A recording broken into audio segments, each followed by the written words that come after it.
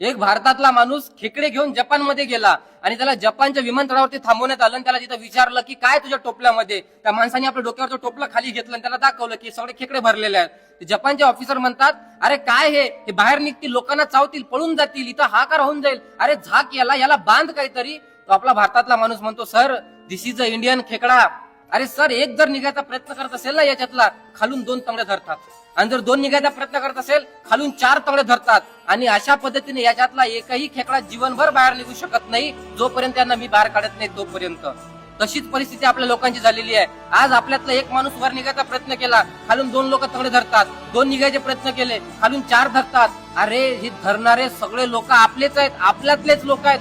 त्यामुळं तुमच्या मनाला काय वाटतंय, तुम्हाला किती योग्य वाटतंय, आणि तुम्हाला जर स्वतःचं काम आवडत असेल ना, लोकांचा विचार करणं सोडा, लोकांचे सल्ले घेणं तर अजिबात सोडूनच द्या.